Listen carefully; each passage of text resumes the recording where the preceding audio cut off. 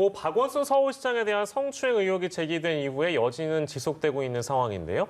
피해자 측은 여성단체들과 공동으로 기자회견을 갖고 국가인권위원회에 직권조사를 요청했습니다. 네, 경찰은 박원순 고소장이라며 유포된 2차 가해 관련 수사에도 속도를 내고 있는데요. 계속해서 두 분과 관련 내용 짚어보도록 하겠습니다. 예, 이제 직권조사를 요청한 상황인데 이게 통상적인 진정조사랑 어떻게 다른지도 좀 구분해서 설명을 해주시면 좋을 것 같습니다. 네, 기본적으로 이제 진정조사 같은 경우에는 진정인이 있고요. 예. 특별한 어떤 사안에 관해 가지고 어떤 인권 침해가 발생했는지 그 사건을 중심으로 바라보는 관점이라면은 예. 이 직권조사 같은 경우에는 거기에 넘어서서 해당 기관의 구조적인 차원에서의 인권 침해적인 구조가 있는지 예. 그런 부분들까지 함께 보는 것이라고 볼 수가 있고요. 예. 그래서 결론은 그 사건에 관해 가지고 권고를 하는 것뿐만 아니라 예. 그 해당되는 기관이 구조적으로 그런 문제점들을 가지고 있고 그것이 지속돼서 앞으로도 그런 피해가 발생할 수 있을 것인지 여부를 확인을 해가지고 예. 그 근본적인 개혁과 개선을 권고하는 형태로까지 나아가는 것이다.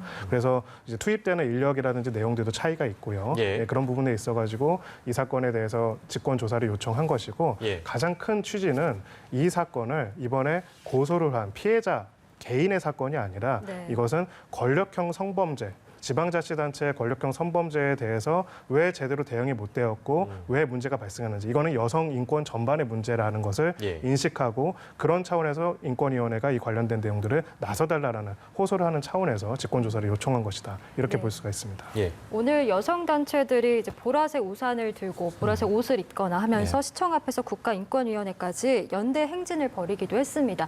이 보라색이 갖고 있는 상징성이나 뭐 의미가 있습니까? 보라색이 갖고 있는 상징은 뭐냐면요. 여성주의를 상징하는 색깔로 전 세계적으로 인식이 되고 있습니다. 그래서 미투 운동 때도 보라색을 상징으로 해서 운동을 많이 했었고요. 여성주의를 지지하고 여성주의를 옹호하는 쪽에서 많이 사용하는 그런 색깔들입니다. 그래서 저는 이제 저 색깔이 갖고 있는 의미는 여성주의를 더 강하게 표현하고 싶은 마음이라는 생각이 들고요. 저분들이 저렇게 이제 같은 색깔의 우산도 쓰고 같은 색깔의 옷을 입으신 것도 어찌 보면 여성의 인권이 아직까지도 우리나라가 좀 부족한 부분이 있다라는 점을 강조하고 싶어 하시는 것 같아요. 그리고 이번 사안, 박원순 전 시장 관련된 성추행 사안 같은 경우에도 이게 여성에 대한 차별적 대우에 대한 어떤 반발, 그다음에 그런 문제의 제기 이런 부분들이 좀 강하게 표출되고 있는 게 아닌가 하는 생각이 듭니다. 예. 그러니까 직권 상정을 해달라고 요청하고 직권을 해달라고 하는 것도 결국은 이게 단순히 그냥 하나의 사건에 머무르지 말고 아직까지도 해결되지 않은 남녀의 차별의 문제, 그다음에 권력형 어떤 성추행 관련된 문제 이런 문제들이 한두 건이 아니기 때문에 그런 문제에 대해서 좀 총체적으로 제도적 장치까지 완전히 바꿀 수 있는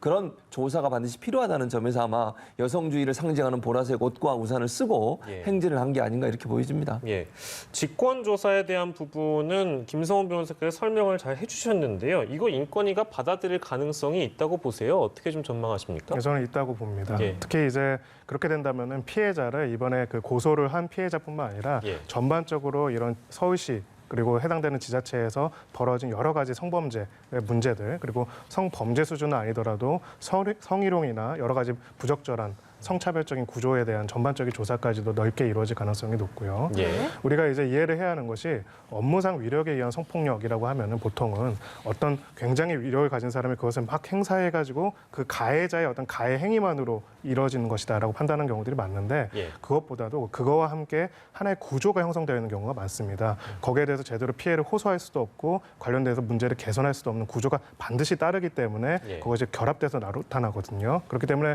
이번에 여성계가 전체가 나서가지고 이 부분에 대한 직권조사를 요청했다는 부분은 바로 이런 구조가 무엇인지를 밝혀내고 이런 구조를 근본적으로 바꿔서 누가 시장이 되든 누가 어떤 공무원 담당을 해도 이런 문제가 다시 발생하지 않도록 기본적으로 양성 평등적인 구조를 만들어달라라는 요구까지 나아갔다라고 볼 수가 있습니다. 네, 예. 만약 인권위가 직권으로 조사에 나서면 그 조사 범위와 방향에 대해서는 어디로 어떻게 흘러가야지 더 바람직하다라고 보시는지. 그러니까 기본적으로 하나의 사건에만 머물지 않는다는 거죠. 그러니까 이 박원순 전 시장 성추행 의혹 사건, 이 하나의 사건으로 머무는 게 아니라 서울시가 그럼 서울시의 많은 공무원들이 왜 방조를 했는지, 방조될 수밖에 없었던 구조는 뭐가 있었는지 하는 부분을 보게 될 것이고요. 또 2차 가해 관련된 부분도 또 조사가 이루어질 거라고 봅니다. 즉, 이 하나의 사건으로 인해서 전반적으로 우리 사회의 여성이 차별적 대우를 받고 있거나 성 문제에 있어 상당히 착취적인 형태의 피해를 당하고 있는 것을 하나의 사건을 넘어서서 전 국가적인 차원에 접근해서 볼 수 있는 기회를 가질 수 있다는 생각이 들거든요. 특히 이제 이번 사건 같은 경우는 서울시를 중심으로 이루어지기 아시겠지만